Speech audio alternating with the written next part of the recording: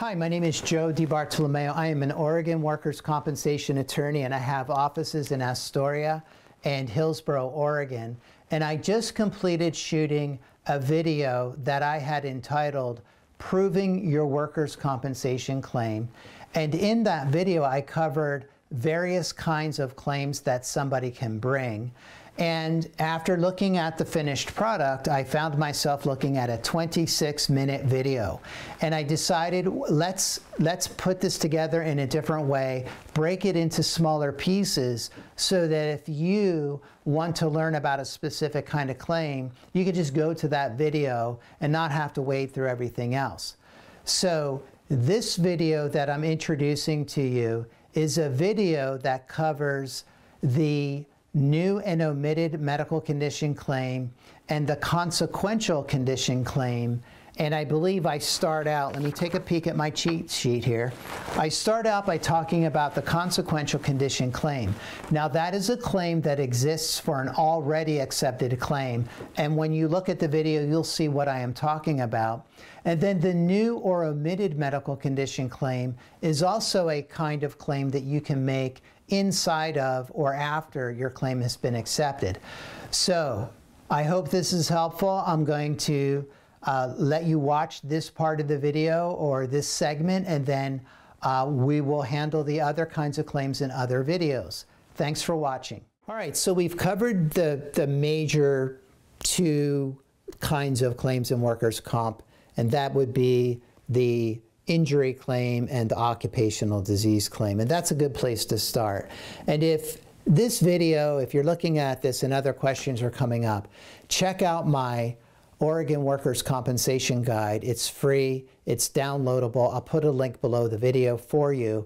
It's called Navigating the Oregon Workers' Compensation Maze. And in that guide, we cover many, if not all, of the aspects of the Oregon Workers' Compensation claim. So you can check that out. So back to the topic at hand. So we talked about the injury claim. We've talked about the occupational disease claim. Now let's talk about the consequential condition claim. A consequential condition claim is kind of like another link in the chain of the relationship between the work activity. And I think the best way to describe the consequential condition claim is with an example. Let's say that you injure your right knee as a result of an on-the-job injury at work. So you have a right knee condition. And let's say that the insurance company agrees with you that you have a right knee injury or medical problem because of a work injury. So you're going along and you have your right knee injury. And like a lot of people, because your right knee hurts, you're going to start perhaps favoring your left knee.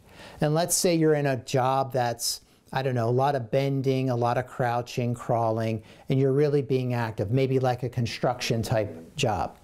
And pretty soon, being on your feet all day, whatever you're doing, because you are favoring the uninjured knee, you start to develop problems with the other knee. So what we're doing, if we make a claim to connect that other knee injury, the left knee, we're making a consequential condition claim. And what we're saying is, as a consequence of the injury to the right knee, you started favoring the other or left knee, and now you have problems with your left knee. And to make that claim, you're going to need a medical opinion. And that medical opinion is going to have to say that the main cause of the development of the left knee problem is because of the right knee injury at work. So you're saying that the left knee is a consequence of the injury or treatment to the right knee. That's why it's called a consequential condition claim. And like the occupational disease claim, the medical opinion has to say that the consequential condition, in this example, our left knee issue, is due in major part to the right knee condition. So that's an example of a consequential condition claim. Another example, and this happens, is I have had clients who have a job that they love. They love doing their job. They're outside, maybe they're logging, maybe they're doing construction, maybe they're a framing carpenter, and they really enjoy what they do. And then they suffer a serious injury, and next thing you know, they're at home and they're not able to do a whole bunch. They're not even able to do stuff around the house. They start to feel maybe not that useful, and they start getting depressed. That's very common when somebody's disabled from an injury. I've had many injured workers tell me, I got to get out of here, I got to get back to work, and it starts to get to them. If it gets to the point where they need to be put on medication or seek some counseling or some other help in that part of what they're dealing with, that depression, that anxiety is a consequential condition claim. Again, there has to be a pretty strong relationship between the disability from the on-the-job injury and the development of depression or anxiety, but it is a viable claim and it does happen. And if you are experiencing something like that, you should not hesitate to get that help. There's no point in needless suffering. So that is a potential claim. That's another good example of a consequential condition claim. These are fairly common. They happen especially with more serious injury claims. So let's move on. Before we move on, when you have a consequential condition, you need to make a claim in writing to the insurance company, letting them know that you're seeking to add a consequential condition to your accepted claims. And the insurance company will process that or decide that just like a new claim. And I have another video about how insurance companies investigate these workers' compensation claims. You can check that out. Now, let's move on to the next kind of claim that I would like to cover in this video. Just to recap, we talked about the injury claim. That's something that happens discreetly, like a fall or a lifting injury. We talked about the occupational disease claim. That's something that happens over a longer period of time, like hearing loss or carpal tunnel or something similar to that. We talked about the consequential condition claim is the kind of like the one thing leads to another claim where you injure one side of your body and you overcompensate, and then you start having problems with the other side of your body. Now we're going to talk about the omitted medical condition claim or the new medical condition claim. They're very similar. This is something that I see quite frequently with Oregon workers' compensation claims, and I'm going to have to kind of set this up for you. So you suffer an on-the-job injury, you file your claim, the insurance company investigates your claim, and then they issue what's called a notice of acceptance. That is a letter that notifies you that your claim has been accepted, but it's also going to tell you what medical condition the insurance company is accepting. And what insurance companies will do, even though the evidence is not there, they'll ignore medical evidence, and they will only accept the lesser of the injuries that you suffered. Let me give you an example, and I see this all the time. I have a client right now who suffered a shoulder injury. His doctor ordered an MRI and said, this is a definitive full thickness tear of the rotator cuff. That's this area in your shoulder. There's a bunch of soft tissue holding your arm up to the side of your body, and we call that the rotator cuff. The doctor said, this is obviously related because of what my client or patient told me about how this injury occurred, the fact that the symptoms didn't go away, and the way the tear appears on the MRI. So we battled with the insurance company. There were medical opinions being lobbed back and forth, which is so often the case. We go to hearing, my client testifies, and in this case, the insurance company denied the whole thing. They said, look, none of this treatment is related. We don't believe anything is because of what happened at work. But we were proving that we had a rotator cuff tear because that's what happened.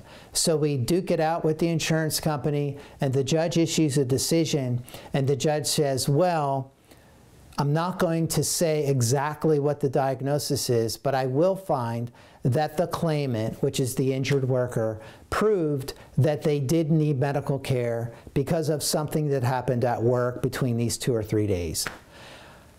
That's all that happened. So then the insurance company, even though we were able to show that there was a rotator cuff tear that occurred at work, the insurance company accepted a shoulder strain. They did not accept the rotator cuff tear. Well, the reason this is such a big deal is because you don't get surgery for a shoulder strain. You get surgery for a rotator cuff tear much of the time.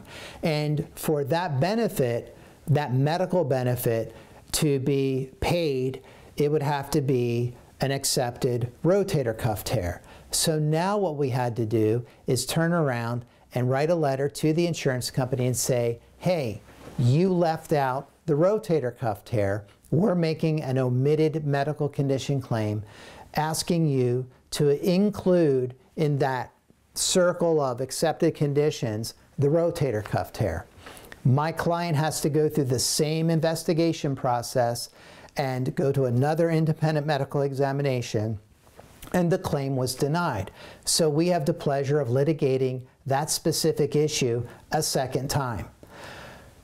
More often, though, what happens is the claim is accepted, my client comes in to see me, or a potential client comes in to see me, I look at the file and I find that the insurance company chose not to accept all of the medical problems that were sustained or resulted from the on-the-job injury.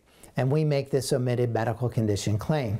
Like I said, the insurance company gets to investigate it like it's a new claim, and if it's denied, you can appeal that denial 60 days from the date of the denial letter. The reason this is such a big deal is because the insurance company is only legally obligated to provide benefits for the accepted medical problem. And that's a general rule, but it's important that all of the medical problems that you suffered as a result of the on-the-job injury are part of that accepted condition. So that's what an omitted medical condition claim is. Now, the thing that I see that is misleading with many of my clients is that our guy who had the shoulder strain, in many cases, I will see the insurance company pay for that rotator cuff repair. The payment of that medical benefit does not legally bind the insurance company to accepting the rotator cuff tear. Stated differently, insurance companies, workers' comp insurance companies in Oregon, can pay for medical care that they're not accepting. And by paying for that medical care, they're not legally taking responsibility for that medical problem. And that's a big deal because that medical problem may result in significant permanent partial disability, and the insurance company may decide they're not going to pay for that part or that benefit. So it's important that the insurance company be held accountable for all of the medical conditions that you suffered as a result of your on-the-job injury. The new medical condition claim is very similar to the omitted medical condition claim. The only difference is that the medical evidence of that claim comes about after the claim has been accepted. So if we take our injured worker with the shoulder problem, let's say they have a shoulder injury within the 60 days after they file their claim, the insurance company accepts the claim for a shoulder strain, and then a month later, maybe because symptoms are not going away, they're not getting better with physical therapy, there is an MRI, and lo and behold, there's a rotator cuff tear.